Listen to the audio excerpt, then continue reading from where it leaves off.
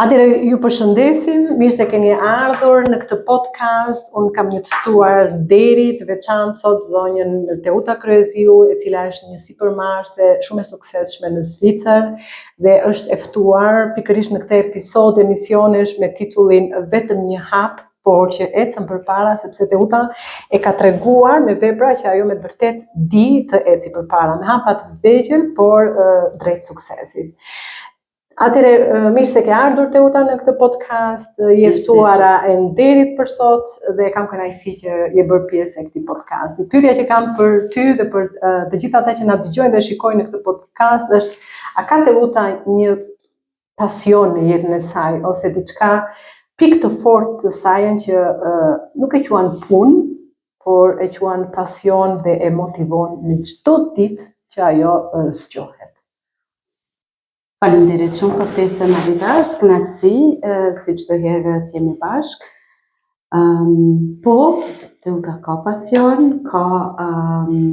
qëllime ditore edhe javore, vjetore, kështu me radhë. Ajo që mu më zgjon mëngjes me kënaqësi për të filluar ditën është ndoshta edhe profesioni i cili më përmbush emocionalisht, shpirtnisht, personalisht. Sigurisht pos profesionit është edhe familja, po edhe proceset me cilat ne kalojmë gjatë përditshmërisë tonë. Teuta, ti e prezantove dhe vetë, familja është një pjesë e jetës tënde, patjetër si filloi rrugtimi jot, edhe me familje, edhe të hapësh biznesin tënd privat nuk është e lehtë. As pak. Cila ishte ideja ose ajo që ty të bëri të mendoje, wow, Teuta, erdhi momenti që tani përveç se punës shtetit, atje ku je angazhuar, të shikosh, të hapësh edhe diçka që ti e bën me pasion. Dhe në këtë rast biznesi jot. Atëherë, sigurisht që ne vlerat tona janë ndër tjera, po të arrijmë diçka profesionalisht është edhe të krijojmë familje dhe besoj që është ajo pjesa më tepër që më ka përmbush, po edhe në aspektin profesional tash ka 20 vite që më punoj kryesisht në aspektin social, tu fillu një herë prej mësimdhënëse në arsime, tash me disa ndryshime në profesion. Mendoj që ka të koha që të kurorëzohet gjithë kjo eksperiencë, tashmë 20 vjeçare, me një fokus të veçantë që unë e kam pa, edhe kjo ka qenë arsyeja dhe motivimi i iniciativës për të hapë biznesin tim edhe për të ofruar këshillime në gjuhën shqipe këtu në kantonin e Bernit, tu pas parasysh edhe sfidat me cilet ballafaqohemi ne si nana, si gra, si shoqëri, po edhe si migrant të cilët bëjnë përpjekje të adaptohen në një sistem që ndoshta nuk janë të ritme të. Është shumë e vërtet në diasporë edhe problemet, jo se nuk ekzistojnë, po janë të një natyre tjetër dhe kërkojnë më shumë kujdes edhe në aspekte të tjera. Ju shpeshherë në fjalimet tuaja ose në këshillat me klientët, le të themi këtu, ose me familjet që kanë nevojë për mbështetjen tuaj, theksoni edhe përdorimin e fletores së sukseseve ose nivelin e rritjes së vetbesimit. Ku i shikoni avantazhet e fletores së sukseseve dhe a e praktikon ose a e përdor Teuta fletoren e sukseseve në jetën e saj? Absolut që po, unë në momentin që kam zbulu këtë lloj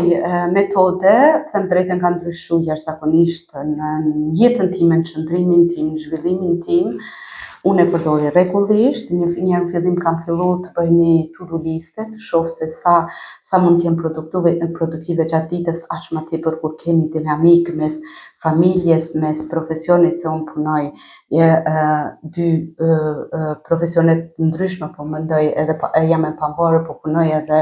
jam e punësuar me një institucion, prandaj aty kërkon një organizim të jashtëzakonshëm edhe duhet, mendoj që edhe shënimi i qëllimeve ditore ka ndihmuar shumë që dita të jetë më produktive dhe të mos mbeten anash obligimet familjare dhe ato profesionale. Ju e përmendët shënimi i qëllimeve ditore. A shikoni të gjithë njerëzit kur ngrihen në mëngjes kanë një qëllim, po a shikoni ndonjë dallim nga fakti ta shënosh qëllimin edhe thjesht ta mbash në mendje në qëllim? Patjetër, unë mendoj që të shkruarit ka një efekt jashtëzakonshëm, ta mbajmë mend, ne kemi në mend shumë gjëra, edhe ta shënojmë ka një efekt shumë ndryshe, për faktin që kemi mundësi edhe një herë ta rishikojmë edhe të shohim, ta përcjellim procesin e vetë zhvillimit. Edhe që është më e bukura gjithë atyre kur lexojnë nganjëherë ndoshta detyrat ose qëllimet e mia që ja kam caktuar vetes para 1 vite ose para 5 vite, qeshi, sigurisht qeshi, për qeshi edhe jam shumë falenderuese pastaj edhe me zhvillimin edhe me proceset cilat kam kalu që ndoshta para 5 vite ka qenë e paimagjinueshme të bëhat ky rrugtim, pas 5 viteve e shohim proceset ose vjeljen e fryteve të cilat punës që është bërë me shumë intensitet, edhe them drejtën ndihmon shumë kjo edhe tek falenderimi edhe mirënjohja, spari për shëndetin që e kemi, por edhe për të arritur këto procese të cilat nuk kanë qenë edhe nuk janë çdo herë të lehta. Edhe nuk janë të vetë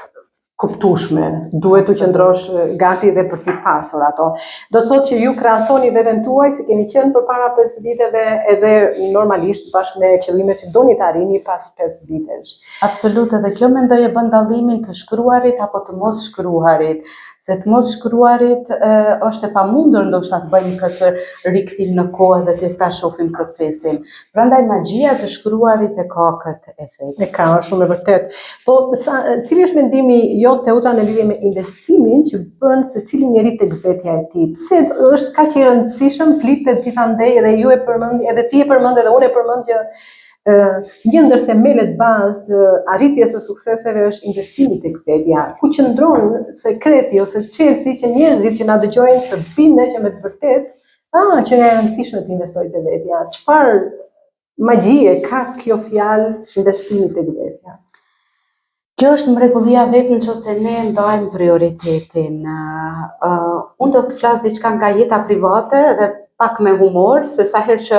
kam komunikim me miqsinë, ndoshta edhe me familjen atje në Kosovë, dhe kur më pyesin për kohën që si e ndaj kohën, e them kam këtë seminar, kam atë seminar, kam këtë shkollim apo atë shkollim, edhe qeshin me mua thënë ty shkolla jote nuk përfundoi edhe pas 20 viteve pas studimeve universitare. Unë e marr me shumë humor, për të njëjtën kohë edhe jam falenderuese që kam kuptuar që kjo është esenca që njeri duhet të investojë në veten, jo vetëm profesionalisht, por shumicën e gjërave, edhe këshillat që jep ti, edhe këshillat që jap unë, kanë të bëjnë me zhvillimin personal. Jo vetëm profesional, po personal. Unë mendoj që zhvillimi personal është aty është fokusi dhe aty është qelsi, se po të bëhet zhvillimi personal, pastaj profesional vjen pastaj automatikisht. Prandaj janë investime që ja vlen, ndoshta edhe këtu është çështja se si ndajmë ne prioritetet. Unë mendoj që kënaqësia më e madhe e imja është, ose po të fitoj një loto, ndoshta do të kishte pyetjen dikush se si do t'i shpenzoj ato të holla, unë do t'i thoja të duke ndjekur seminare, sidomos seminaret të vetë zhvillimit, për dikon do t'ishte shumë absurde, po është ajo që më plotëson. Po edhe është tjetra që është investim që ja ka vlerë, se nëse kthehemi në kohë, para 20 viteve ose para 30 viteve, unë do ta kisha pa një Teutë shumë të brisht, shumë ndoshta jo shumë të qartë në qëllimet e saj, edhe tash e vrem dallimin, ndoshta nuk ka nevojë të përmendem 20 apo 30 vite, po vetë këto vitet e fundit të njohuria e kësaj metodologjie më ka ndihmuar jashtëzakonisht në aspektin personal, edhe më ka dhënë motiv sigurisht që të guxojmë më tepër se sa të jemi vetëm nënpunëse. Pra të mos kënaqesh me pak, se nuk është egoizëm, po të shikosh mundësinë që të ndihmosh dhe të tjerët, sepse duke u plotësuar ti si individ, pastaj te pricat filloni ndal me të tjerët dhe kërkon të kesh në rrethin tënd miqësor njerëz që me vërtet janë të avancuar. Ti e prononcove që je në shërbim të familjeve që kanë nevojë për mbështetje sociale apo në situata pak të vështira. Ka me siguri edhe koleget e tua që ofrojnë një platformë të tillë, çfarë bën Teutën të veçantë nga koleget e saj që një familje shqiptare të adresohet te Teuta Kryeziu për të kërkuar ndihmë apo për të gjetur një zgjidhje përfundimtare të problemit që ka? Unë mendoj ajo që ndoshta më bën më të veçantë është edhe aspekti ose kompetencat transkulturore, të para që ne i njohim sfidat me cilat ballafaqohen migrantët këtu në Zvicër, po unë kisha marrë ndoshta fokus diçka më thelbësore. Të gjithë klientët që kam përcjell vitet e fundit, që nuk janë pak, janë 20 vite, e kam vrej që është vetbesimi, mungesa vetbesimit është tema kryesore. Unë mendoj që nëse ne kemi një vetbesim të ulët, atëherë çdo gjë do ta menaxhojmë në mënyrë ndoshta më pak të favorshme në lidhje me ne. Fokusi im kryesor është te klientë e mi që të punojmë së pari me rritjen e vetbesimit, sidomos te nanat, po edhe te baballarët, po të gjithë klientët edhe të rinjët, është tema kryesore vetbesimi edhe këtu nëse punohet me zhvillimin e individit edhe rritjes vetbesimit edhe përcjellja në këtë proces, gjë që ndihmon shumë kjo eksperjenca ndoshta e këtyre shkollimeve apo seminareve shtesë të cilat i kemi ndjek bashkë, që të ofrohet ndihma tek kjo pikë kryesore. Pastaj gjëra tjera, menaxhimi i situatave, menaxhimi i krizave, se kryesisht janë familjet në krizë, por nëse fillohet me këtë që mund të arrihet edhe qoftë edhe përmes shënimit qëllimeve apo vizualizimit, si e quajmë ne, ose mbajtjes shënimeve të gjërave, proceseve të cilat ata kalojnë, ose ndjenja falënderimit, ose të frymarrja apo procese tjera që kanë të bëjnë të rikthimit e vetja, edhe të shohim ne çfarë mund të ndryshojmë, se zakonisht kërkohet që të tjerë të bëjnë ndryshimin, por mundësisht unë të mos e braktis zonën komfort. Prandaj nëse arrihet, motivohet që të largohemi prej zonës komfort, pastaj gjëra tjera rrjedhin vetveti. Automatikisht. Pra, siç e theksuam edhe një vetbesimi është shumë i rëndësishëm, sepse është pikërisht forma që jep vetbesimit ajo që ty të tregon a është një problem i madh apo e bë ju problemin të madh sepse më mungon vetbesimi. Në nivelet kur ti ke vetbesimin të madh, problemi bëhet i vogël. Ti je ti më i madh që mund ta zgjidhësh atë problem, sepse problemi nuk është gjë tjetër, është vetë rëndësia që jep individi atij problemi. Absolut. Dhe pyetja e fundit që kam pa të marrë shumë kohë nga angazhimet e tua është: a ka Teuta ndonjë moto në jetën e saj që e shoqëron në jetën e përditshme? Për shembull, unë kam lexo, prodho, fito, shijo dhe ndihmoj njerëzit. Kjo është motoja që më shoqëron mua, po a ke ti ndonjë moto që të aktivizon ditën ose të mbush me energji ditën dhe ti sa herë mendon këtë thua, po, Teuta është falënderuese, apo Teuta është kështu apo është ashtu. Një ndoshta ndonjë shkëndi që të plotëson në ditë. Patjetër, ndoshta do ta përmend një moto që edhe sot gjatë përditshmërisë ishte njëra nga temat edhe me klientët. Ndarja e prioriteteve. Unë mendoj që domethënë ndajmë prioritetet, fokusohemi, investojmë kohë, energji, pasion, suksesi është i garantuar. Në çfarë do lloj teme, në çfarë do lloj profili, qofshin sfidat që mund t'i kenë klient tanë, apo qoftë sfidat që mund t'i ketë ndoshta edhe një person i thjeshtë në përditshmëri. Unë mendoj që nëse kemi këtë fokus, ndihmon, po edhe për të pas këtë fokus është një proces me cilën ne duhet marrim edhe duhet ta gjejmë kohën që t'i shënojmë këto procese, t'i dokumentojmë, të reflektojmë,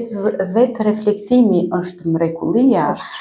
Edhe nëse ne vetë reflektojmë, pastaj edhe vetiu i shohim vetë proceset tona, proceset tjera, dhe mendoj nëse ne kemi një vetë përmbushje,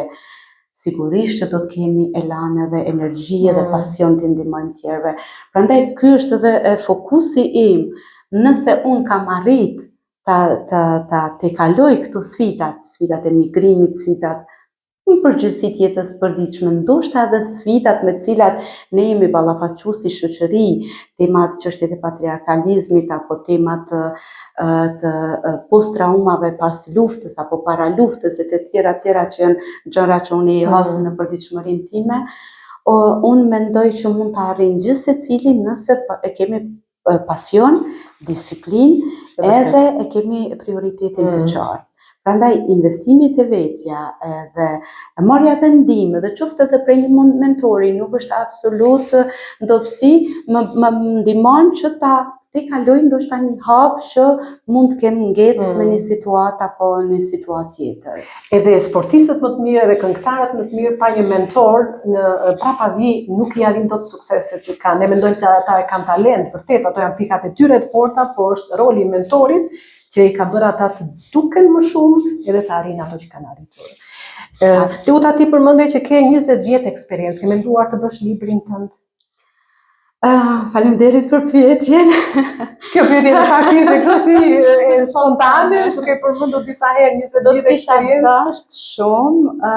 edhe kjo kërkon prioritet, ndoshta që unë kam dhënë prioritete tjera dhe nuk e kam pas prioritet librin, kam pas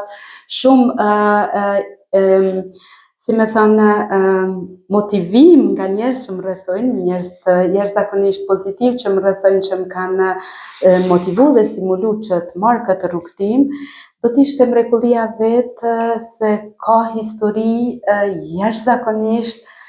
të vështira, po edhe të bukura në të njëjtën kohë, suksese, procese që është i vetmi produkt që ne e shohim prej përcjelljes ndoshta edhe pas një viti, pas 2 vitit klientëve tanë, dhe do të ishte mrekullia vetë sigurisht në forma anonime, po t'i përcjellim këto ngjarje që njerëzit motivohen prej sfidave të njerëzve, edhe të shohin që çdo herë ka zgjidhje nëse punohet, kërkohet ndihmë, nuk neglizhohen gjanat, vështirësitë e përditshmërisë, edhe sigurisht marrin mbështetje prej personave të duhur në kohën e duhur. Dhe nuk janë të vetmit ata që kanë probleme dhe sfida, se kushdo i ka problemet dhe sfidat e veta, por në një formë me natyrë tjetër. Absolut, edhe unë të them të drejtën, në çdo rast kur kam pas secilin klient që e kam përcjellë këto 20 vitet e fundit, është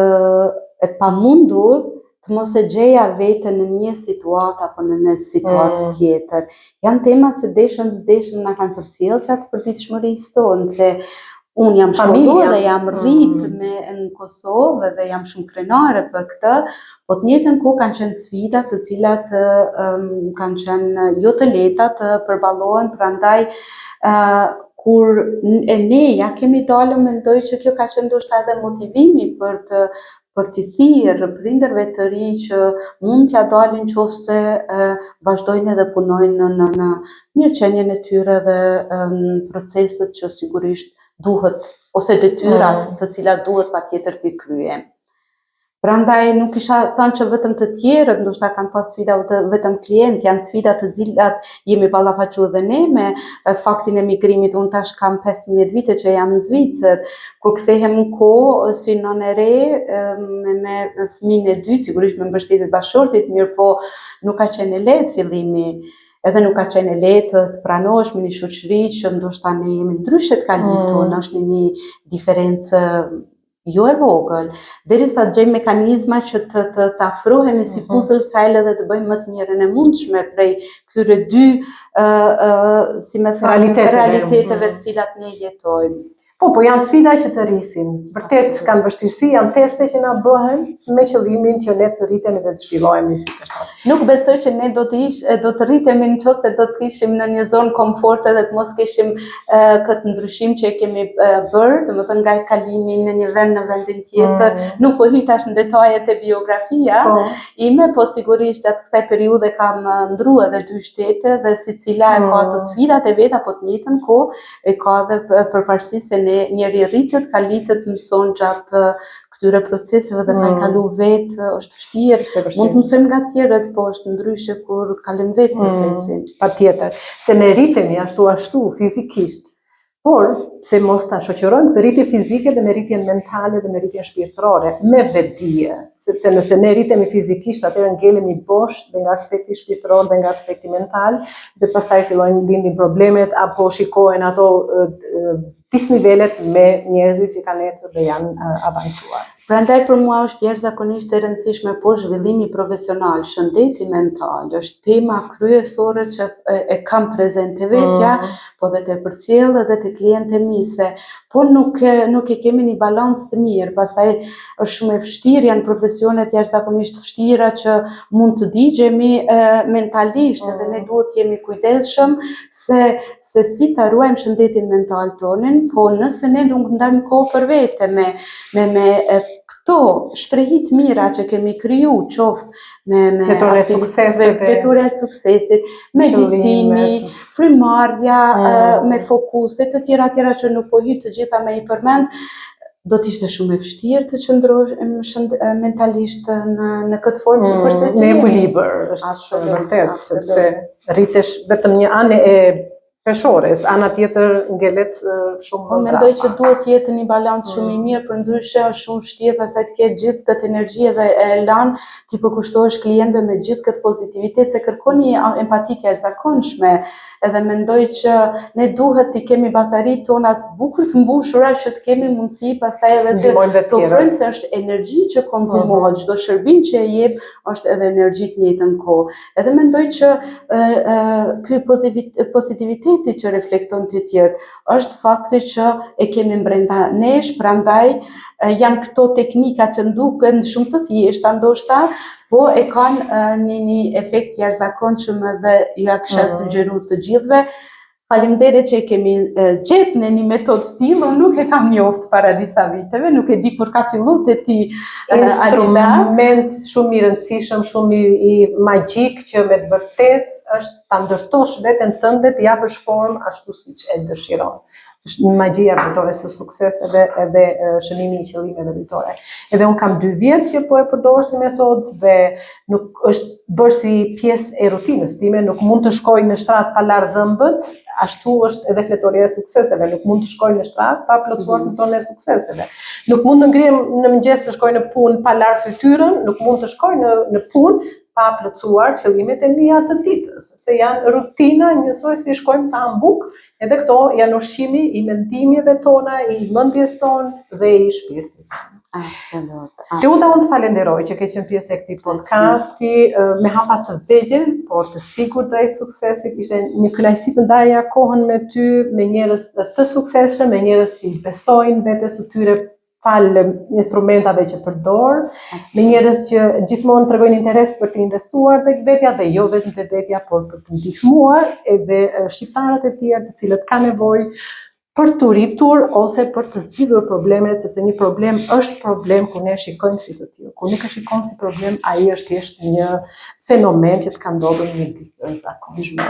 Faleminderit Aleta shumë, unë nuk kënaqa dhe nuk besoj që do të jetë podcasti i fundit të cilën ne do ta bëjmë. Ne kemi shumë tema për trajtuar. Patjetër, ky ishte vetëm i pari, por ky ishte qëllimi i fletores, suksesit edhe mbajtjes shënimeve, po ne kemi temat i përmendëm të gjitha nga pak, me kënaqësi do t'i elaboronim së bashku. Prandaj faleminderit shumë për patjetër. Do takohemi në podcaste të tjera ku tema do jenë shumë specifike dhe shpresojmë që edhe ju të merrni më të mirën nga ky podcast dhe të bëni më të mirën në veten tuaj. Faleminderit. Faleminderit.